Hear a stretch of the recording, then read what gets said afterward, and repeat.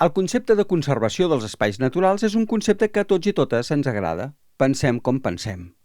Sobre el llop hi ha una quantitat immensa de contes que relaten històries d'amor impossible, d'odi, de menyspreu, però en el fons amb una necessitat de complementar-se sense saber encara el com.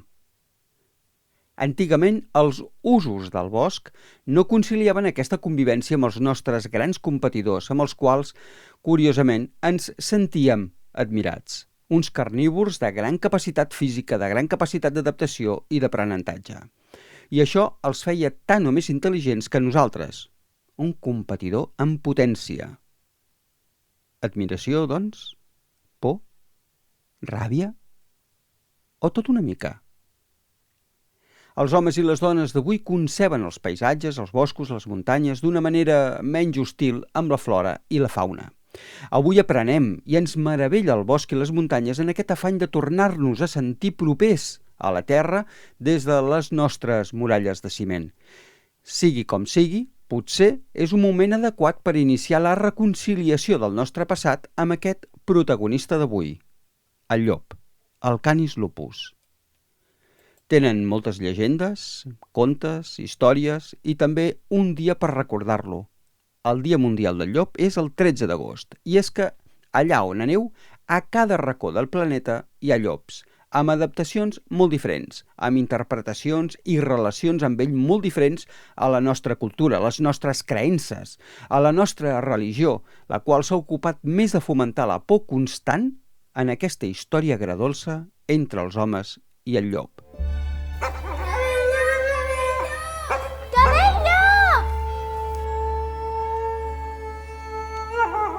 Ara penseu-hi, quin d'aquests dos avisos us ha fet més por? Una d'aquestes dues espècies pràcticament ha exterminat a l'altra. Benvinguts i benvingudes. Això és el Pas dels Llops.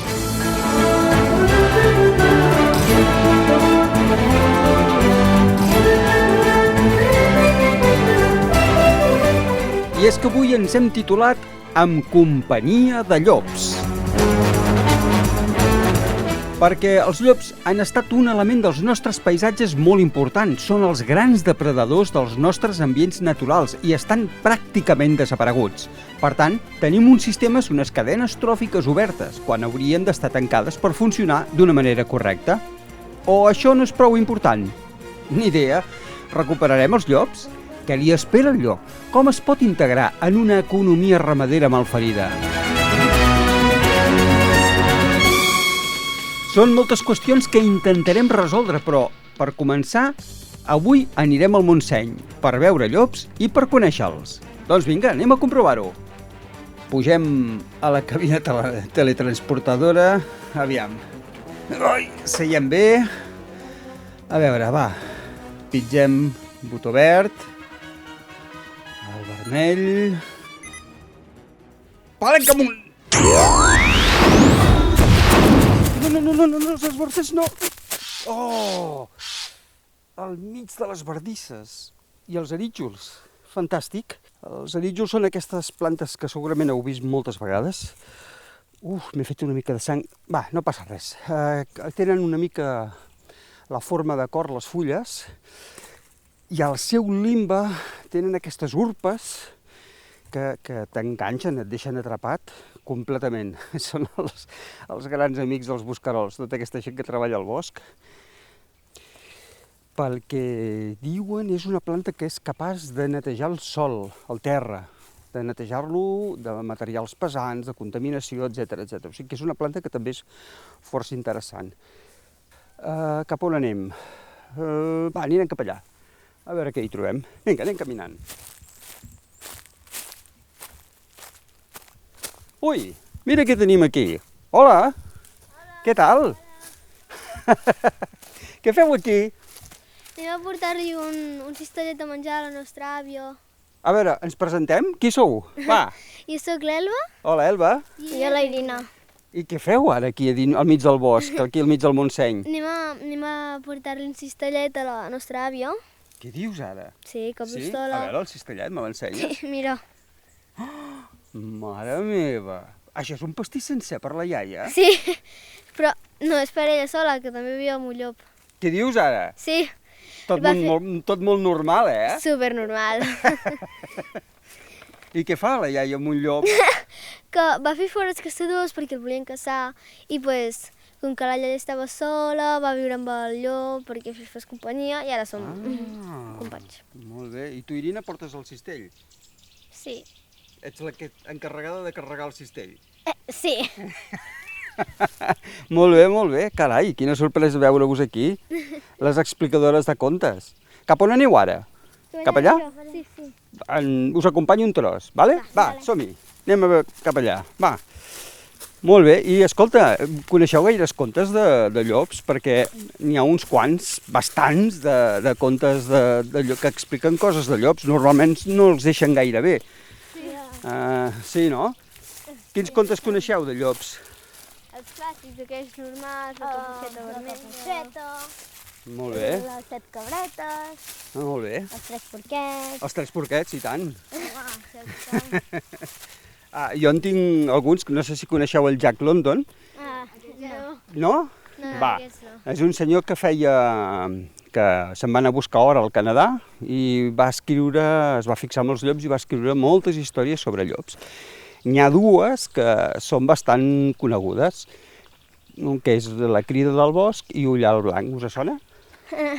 No. No, eh? Molt bé. Escolta, i quin conte ens explicareu avui?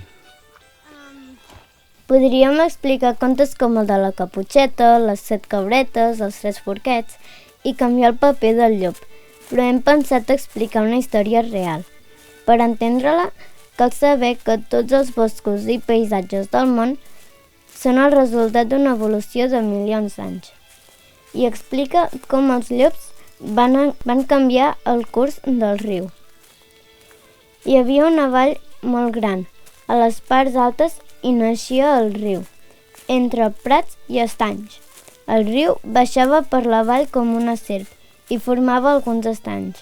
Els caçadors van matar i expulsar tots els llops. Els governs donaven diners per cada llop caçat. Així protegien els seus ramats de xais. El cas és que el llop va desaparèixer amb el temps. Com que ja no hi havia llops, van arribar grans ramats de cérvols i cabirols, els quals vivien relaxadament. Hi havia molt menjar i es van reproduir sense parar. Què va passar? Que es van menjar totes les plantes, fins i tot les que hi havia al marge del riu. Va augmentar la població de cérvols i les plantes es van reduir. L'erosió de la vall es va fer més important. El riu va deixar de serpentejar com una serp. Baixava més recte pel fons de la vall, amb més velocitat i força. Això va fer desaparèixer els estanys. Es feien malbé les parets de la muntanya. Baixava fang i grans roques. Va ser aleshores que els governs van pensar en reintroduir el llop, amb l'esperança de corregir els errors i restablir l'ordre de la gran vall.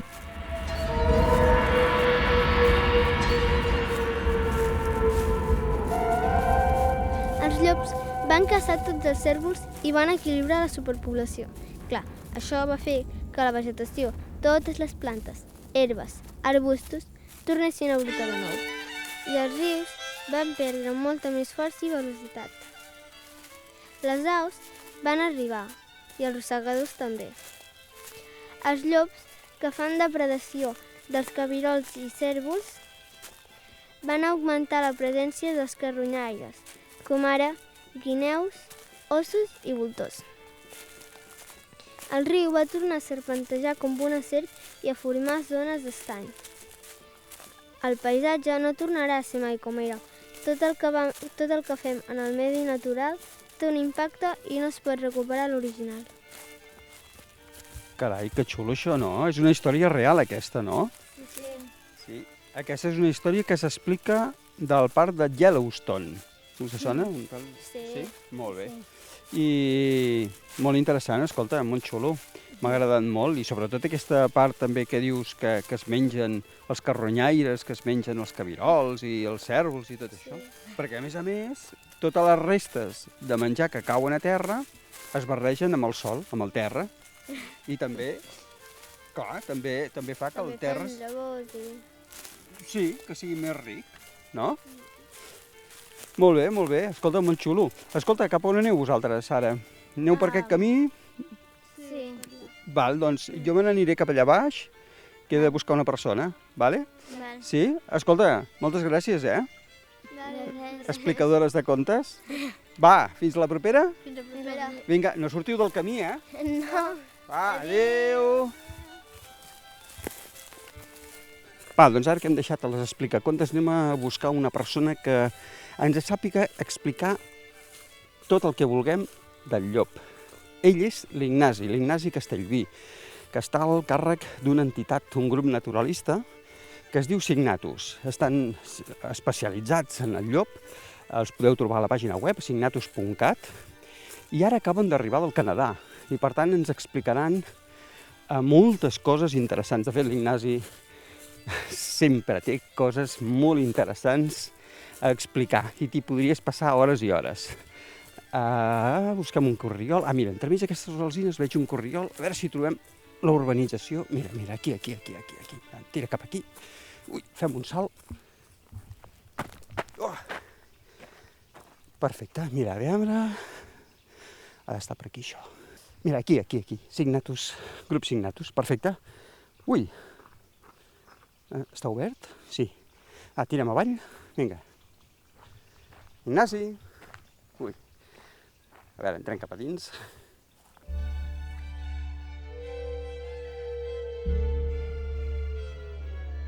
Doncs va, em fa molt feliç presentar-vos l'Ignasi Castellví, que és un antic professor meu de fauna. Escolta, tu ara estàs aquí amb un projecte molt xulo, que és de llops, vius entre llops i estàs en companyia de llops i tens un projecte que es diu Signatus, que ara estem aquí a les aules, no? I què és Signatus, Ignasi? Explica'ns què feu aquí. Doncs mira, ara estàs a la seu i el grup Signatus té dues branques. Una que és la branca més d'activisme, per entendre'ns, la que forma una associació, que som unes 7-8 persones, i dins d'aquesta línia d'associació doncs intentem fer tot de moviment, d'activitat relacionat amb la conservació del llop. I després hi ha una línia de treball més professional, on hi ha tota una sèrie de projectes que ens permet d'alguna manera tirar endavant i viure de lo que és tota aquesta temàtica, no? Del llop, des d'expedicions a Canadà, al Marroc. Ara hem començat a treballar a Yellowstone, aviam quines possibilitats pot donar la part aquesta. Hi ha un projecte educatiu que fa 10 anys que l'estem desenvolupant, que està funcionant molt bé. Tenim cursos de formació, també, que una mica és el que ens va permetre conèixer-nos tot aquest temps, no? que ens ha passat ja. I hi ha tota una sèrie de projectes que s'estan desenvolupant i que l'únic que pretenem és difondre, donar a conèixer, apropar a la gent el coneixement d'aquest animal. No? El llop. Encara és un gran desconegut, el llop? Mira, sempre s'ha dit que és un dels animals que s'ha escrit moltíssim, dels que més s'ha escrit, del que més literatura, del que més publicacions científiques, i és curiós, però encara tenim la sensació de que és dels més desconeguts. Sembla mentida, no?, aquesta percepció que puguis tenir, però per lo que et comento, no? Pensa que darrerament estan sortint llibres que són monogràfics, autèntics monogràfics relacionats amb el tema. Perquè nosaltres som terra de llops. És a dir, els nostres paisatges han tingut, ara ja sabem que no n'hi ha, però han tingut llops. Quin ha sigut l'últim llop que vam tenir? Som terra de llops, i tant, només cal mirar la toponímia. És que des de la litoral, prelitoral, prepirineu, Pirineu, és que em passa tot el territori català i veuràs que tenim una riquesa amb la toponímia que ens permet entendre i veure que realment hem sigut terra de llops. En quant a quan es va començar, quan fa que ja no en tenim, és algo que no t'ho puc assegurar perquè no ho sabem realment. Trobaràs 40.000 publicacions que et diran als anys 30, a Horta de Sant Joan, als anys 40, inclús més tard, i que ja no és aquell Horta de Sant Joan que sempre s'ha dit que s'havia matat l'últim exemplar, doncs a Quart, a la província de Girona, als anys 40 també hi ha esments, però registre no en tenim, no el tenim. Si som paisatge, boscos, muntanyes de llop, aquestes són les condicions ideals perquè el llop, en el cas que pugui ser en un futur, pogués tornar a habitar aquests espais? O quins espais necessita el llop per viure? Necessita el que Catalunya li pot oferir o li està oferint en alguns indrets del país. Tenim una massa forestal que és molt important, la qual li va molt bé per poder amagar-se en alguns moments donats. Tenim molta presa, hi ha una població d'espècies, d'herbívors, que no li suposaria cap problema, des d'isards a cotes més altes fins a cabirols a zones més boscoses, més de plana. Tenim superpoblació de porc senglar a molts llocs, vull dir que no és un problema, al contrari. Suposo que un llop necessita bastant d'espai per poder-se moure i poder refer el seu grup i interactuar amb el seu entorn. No sé si això està més o menys sabut. No, sí, està publicat. Hi ha moltes publicacions de què suposa un territori en quant a superfície. I trobaries publicacions que t'estan fent esment de 250, 500 quilòmetres quadrats, tot sempre en funció del número d'individus que formi aquella llopada, de la possibilitat de presa. Els territoris són més dilatats quan hi ha menys presa i quan hi ha més presa redueixen. Evidentment també depèn de la subespècie, depèn de l'orografia, doncs aquests territoris poden dilatar o no. Però estem parlant d'una superfície molt important. És un animal que es belluga moltíssim. Si a més he d'anar a buscar presa que es belluga, que es desplaça, que corre, doncs els meus territoris també han de ser de superfícies importants. No? Aquest animal et pot fer perfectament 100 quilòmetres i ni se n'entera. Vull dir, poso 100 per arrodonir. I ni se n'entera. 100 quilòmetres diaris. Es desplacen tots junts en un grup i aquest grup és familiar? Sí, poden passar moltes coses. Mira, jo sempre dic una cosa. El llop no... Seria un error parlar del llop i sortir de la conversa entenent que el llop és d'una manera. És a dir, el llop, si parlem de menjar, no menja una cosa, menja tot el que et puguis arribar a imaginar. En funció de la realitat d'aquell moment, s'adapta. És una espècie plàstica, que anomenem, i que pot menjar raïm. Si els seus pares, és a dir, si aquell individu, dins del període d'aprenentatge, els pares li han ensenyat, que tenen tots els mamífers, aquest període d'aprenentatge, si els pares li han ensenyat a menjar raïm, perquè en aquell entorn, en aquella realitat, hi havia ceps, doncs menjarà raïm. Si viu en una zona costanera, com zones de Canadà, per exemple, doncs esperarà les tormentes d'estiu, a que els cetacis quedin barrats, buscarà estratègies per caçar les foques, com està caçant un tipus de llop que viu a Alaska i a Canadà. a la Colúmbia Britànica concretament, són animals que cacen salmó, tenen un 90 i pico % de la seva alimentació dins d'un àmbit, dins un d'allò oceànic, val? I són animals que ja estan començant, inclús morfològicament, a caminar, estan ja canviant morfològicament, ja, perquè s'estan adaptant a un entorn que aquest entorn l'està fent canviar. Sí? Per exemple, el pèl, si tu li arrenques un pèl amb un animal d'aquests, amb un llop d'aquests, veuràs que el pèl és, i t'hi fixes amb la lupa i tot, veuràs que aquest pèl és pla, no és rodó com la resta de llops. Això li permet al nedar li permet que el pèl no li oposi tanta resistència, la qual cosa... Sí, totalment.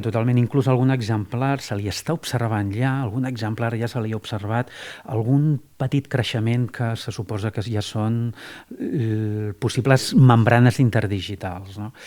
Vinc a dir amb això que seria un error parlar del llop i quedar-nos amb una resposta. El llop són totes les respostes que et puguis arribar a imaginar en funció de la realitat que hi ha. No, és un gran carnívor, perquè a més la seva dentició, tu li mires i dius això és un gran carnívor, ja està. I seria un error, insisteixo, quedant-nos amb una definició. El llop no és A com a resposta, el llop és A, B, C, D, E, Z en funció d'aquella realitat, perquè pot fer de tot.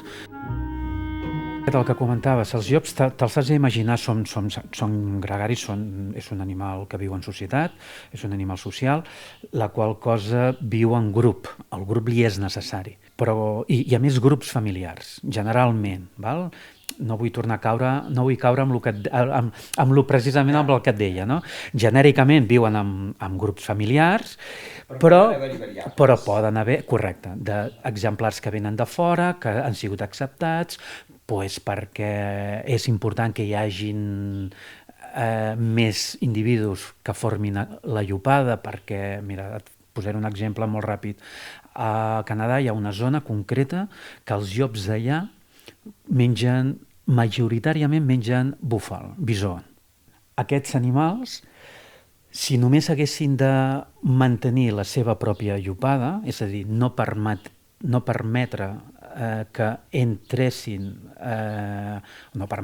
entrin llops de fora, externs, seria un error, perquè el búfal és tan gran que quan més en siguem, més possibilitats tindrem d'agafar aquella presa. I com aquella presa té molts quilos, tampoc passa res que siguem uns quants. Hi haurà per tothom, no?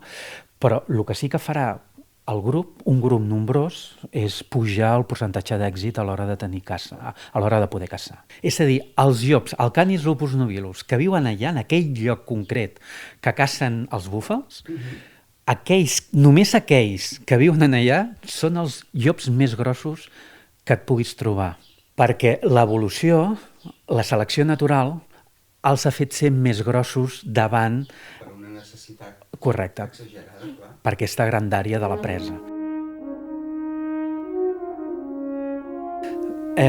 Però aquesta mateixa subespècie, el Canis lupus nobilus, en un altre lloc, un altre indret del Canadà, no són de la mateixa mida, perquè no tenen aquesta realitat, no tenen que caçar búfal, cacen altres coses. Per tant, l'evolució, la selecció natural, els ha fet ser més petits. Estem davant d'un animal que té una capacitat d'aprenentatge impressionant. El llop té una capacitat d'adaptació, també perquè és un animal molt intel·ligent, que ha fet que en molts llocs hagi pogut sobreviure. No? I aquesta variabilitat, aquestes grans diferències entre subespècies, entre llops, que tots són Canis lupus, però depenent del lloc on visquin, la subespècie ja canvia, el nom ja canvia.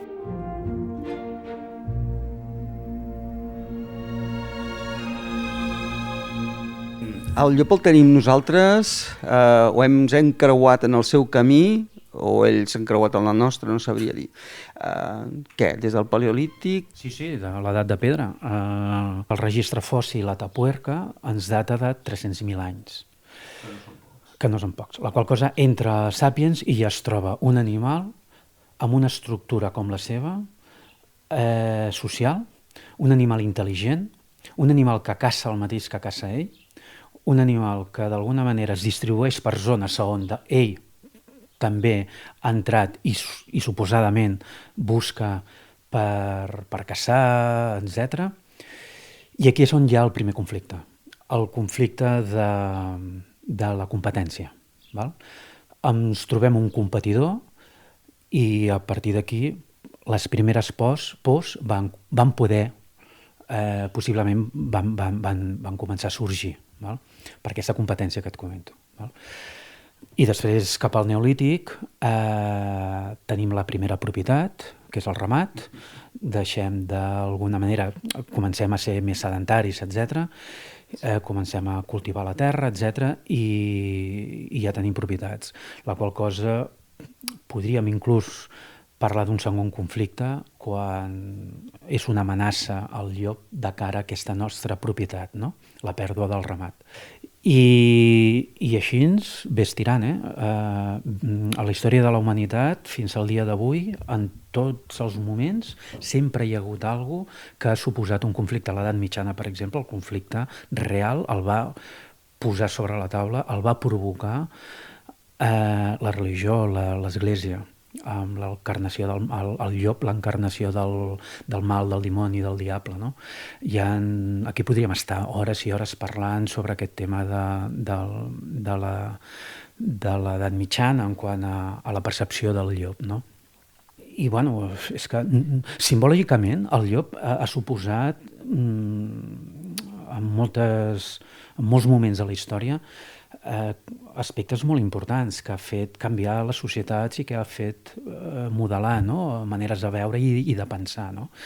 I això doncs, ha anat passant. El que passa és que malauradament aquesta manera d'enfocar, de veure, de modelar, el llop sempre ha sortit perjudicat, sempre.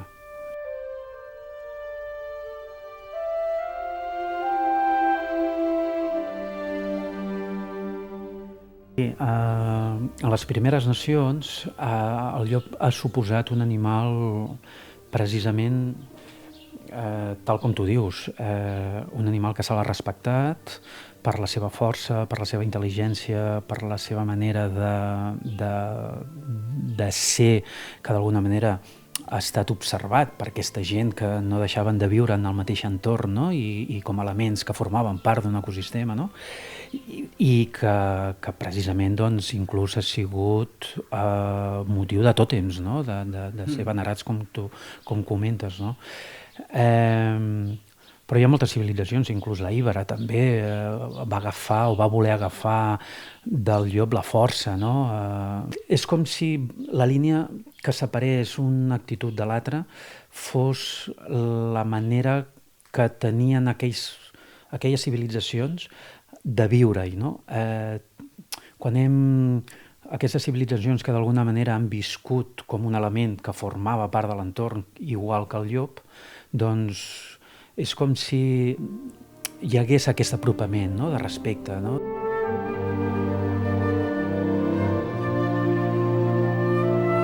Aquests 7 llops que van entrar pels Alps, al Pirineu, i s'han més o menys establert aquí a les nostres muntanyes. Quin futur tenen? El dia d'avui, dades oficials d'alguna manera que van sortint de tant en tant, es podria parlar d'una vintena d'individus que s'han localitzat a Catalunya, que s'han localitzat, però al llarg de tots aquests anys. No vol dir que el dia d'avui hi hagin aquesta vintena controlats i que se sàpiguen per on estan. No és això. És més, i són aproximadament uns 3 els que es tenen d'alguna manera controlats, que estan provocant certes notícies amb certa freqüència. Però també és veritat que és molt interessant el que s'està observant, perquè aquests que et comento van decidir en un moment quedar-s'hi, assentar-se en un lloc, en un territori, i fer sortides radials des d'un punt cèntric, per entendre'ns, però amb tornada. Però no podem dir que a Catalunya hi ha una població pròpiament dita. Hauríem de, al meu entendre, això és un tema molt meu, molt personal, però sí que, o sigui, personal en el sentit de que el meu pensar, el seu seria, ara seria el moment de pensar en reintroducció. Com que tenim uns boscos, uns paisatges sense depredadors, entenem que tenim uns sistemes oberts.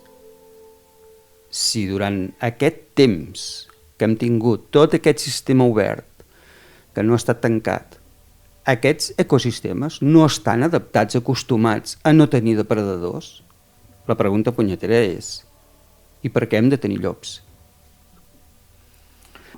Bueno, hem de decidir què volem. Ja està, com a societat hem de decidir si volem espais assalvatjats o asilvestrats. I aquests dos conceptes són interessants en quant a definir i veure la qualitat del lloc en qüestió, d'aquest ecosistema. Tu te'n vas, per exemple, a Canadà, llocs de Canadà, on hi ha una densitat poblacional d'ós, per exemple, de puma i altres grans mamífers, perquè entén aquella persona que entra en un espai assalvatjat, on ell és un element més d'aquell entorn. Torno cap al nostre país, no pensaràs absolutament en res, perquè la teva cultura, la teva societat, fa que et faci veure que no és necessari, perquè t'ha fet veure, tu, és innat, és implícit, tu surts allà pensant que no hi ha perill. Tu has carregat tot, ens ho hem carregat tot, de tal manera que aquest concepte d'assalvatjat ja no el veus en aquell camí que tu estàs començant. Veus un concepte, o pots parlar, millor dit, d'un concepte d'asilvestrat.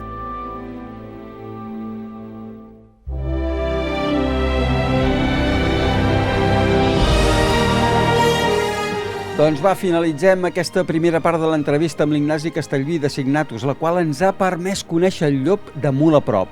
Però atenció amb la segona part, perquè si la primera us ha semblat interessant, la següent és brutal per comprendre'l.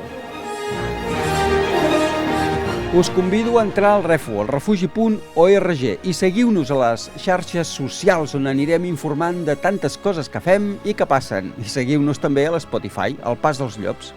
Avui l'han fet possible l'Elba, la Irina de l'Escola Pericot de Girona, l'Ignasi Castellví de Signatus i qui us ha parlat, en Miquel Alemany.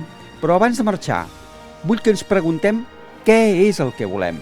Paisatges asilvestrats o paisatges assalvatjats? Apa, llopada, ja ho sabeu, al bosc millor no tocar res i al medi natural no hi hem de deixar cap mena de rastre. Apa, visca la terra!